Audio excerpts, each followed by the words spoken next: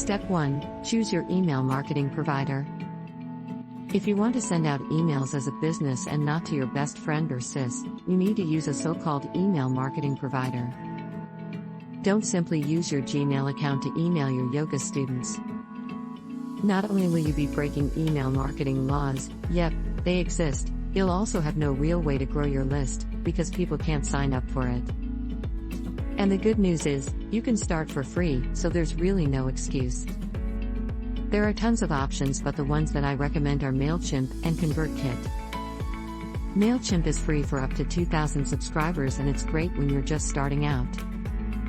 But when you're serious about growing your list, which you should be, I recommend ConvertKit because you have so many more options to grow your list while still being intuitive and easy to use. Their prices start at $24 per month, and they're offering a 14-day free trial. Here are just a few reasons why I love it. The platform is well designed and extremely easy to use. It comes with powerful tagging and segmentation features. For example, you could exclude people who already signed up for your upcoming retreat when you send out a last-minute discount promo to everyone else. And this is really easy to set up too. Their customer service team is super helpful. Finally, emails are delivered reliably, what you would expect but don't always get elsewhere. Step 2. Set up your email marketing account. Sign up with your chosen email marketing provider and set it up. If you want to go with ConvertKit, check out this article, How to Get Started with ConvertKit. If you want to get started with MailChimp, check out their tutorials here. I also have a great video training in my membership site, The Blissful Biz Hive. Step 3. Create an opt-in form for your website. Next, you want people to be able to sign up to your list through your website. MailChimp and ConvertKit both have forms that you set up and then simply add to your WordPress website. In your form, describe in a few words what people can expect when they sign up. Make it engaging and fun. Whatever you do, don't just say sign up for my newsletter. Here are 2 examples to inspire you. Wanda Badwal. Build your email list example sign-up form. Elena Brower. Example sign-up form. Step 4. Write your first newsletter. Before you start sending out random notes or shout out stuff you want to promote to your subscribers, think about how you can best serve them. You have a huge opportunity, responsibility, even, to provide value to your subscribers. When someone essentially says, "Hey, I like you enough to give you my email address," you owe it to them to offer up everything you can to ensure that they make progress, stay informed, or are entertained. So how do you do that? I like to start with subscribing to newsletters from people I admire. They don't all have to be in the same field as you. Some online marketeers, like for example Marie Forleo, are definitely worth signing up for as well. Start analyzing their emails. What do you like? What annoys you? This will help you find your voice and content structure. Here are a few things to consider before you write your newsletter. How often will you send it out? I think quality is more important than quantity. If you have nothing interesting to share or don't feel inspired, don't force yourself to send something. Your subscribers will notice. At the same time, if you wait too long between emails, your subscribers could forget about you. Who the heck is sending me this? I think a weekly newsletter is great if you produce new content every week, like for example yoga videos, otherwise once a month works best. What do you want to put into it?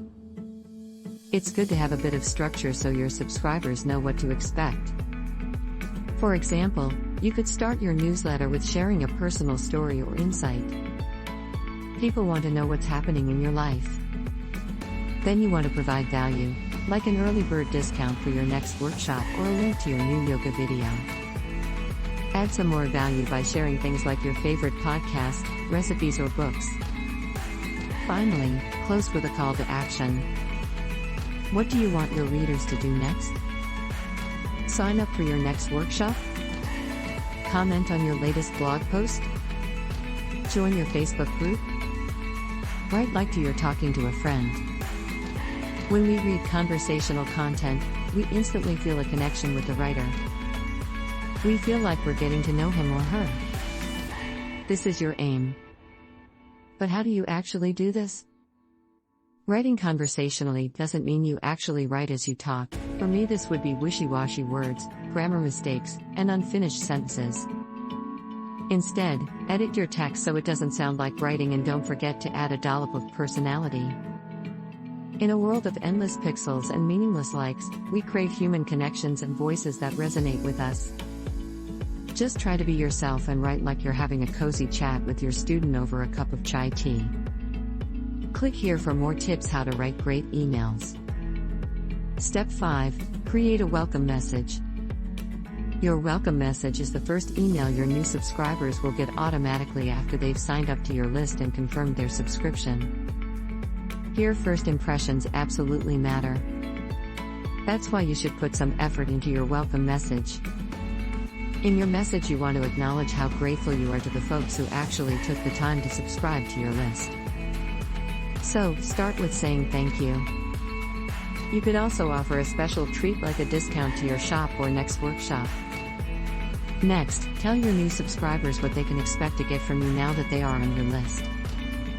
Weekly updates. Fun stuff. Invites to upcoming workshops. First dibs at new retreats. Exclusive deals.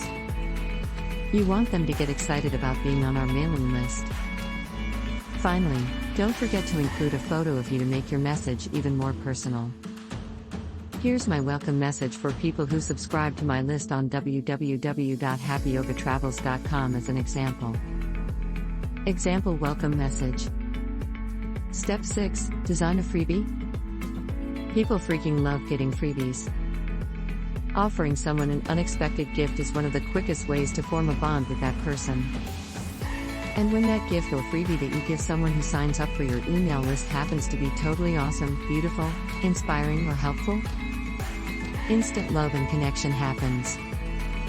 Here are a few common types of opt-in freebies. A workbook. A checklist. A cheat sheet. A video tutorial. An email course. A discount code. A PDF guide. The point is to be generous, while showing people how smart and awesome you are, not just build a bigger mailing list for the hell of it. If you're feeling stumped and not sure what kind of freebie would be ideal for your customers, here's a great question to ask yourself. What is the biggest thing my customers are struggling with?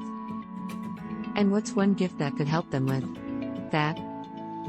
It probably won't be the full solution. You should encourage your subscribers to come to your classes or workshops for additional support, of course, but it could be a great start. The key is to find a topic and format that your subscribers strongly resonate with and are happy to hand over their email addresses for. Click here to learn more about how to create a great opt-in freebie. Step 7. Create a landing page. When you have your amazing freebie, you want to promote it and show it to as many people as possible. But if it's hidden somewhere on your homepage, not everybody will find it and people will get distracted by everything else going on. That's where a landing page comes in. On your landing page, you introduce your freebie, tell people what they get, and give them the possibility to sign up for it. Nothing else. You share the link to this page as much as possible. For example, put it in your Instagram profile, post it on Pinterest and in Facebook groups.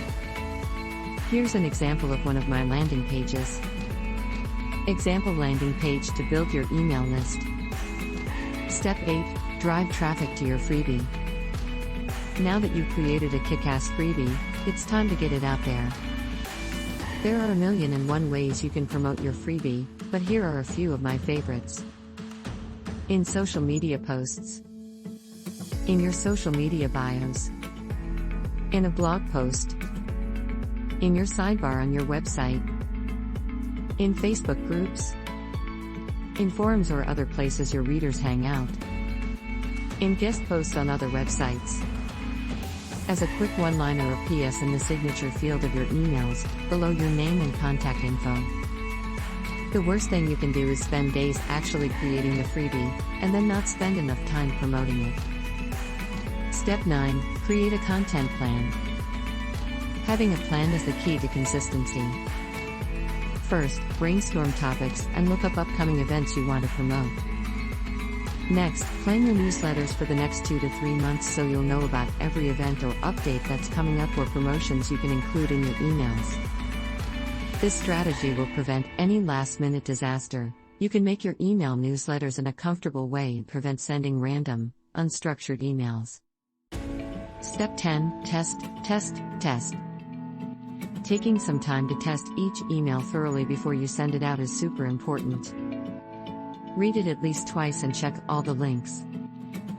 Next comes testing different options to improve your performance, like for example, which day of the week leads to higher open rates? What subject lines are most effective? Should you use a different name in the from field? Testing everything is the secret of successful marketeers. How else will you know if what you're doing is working?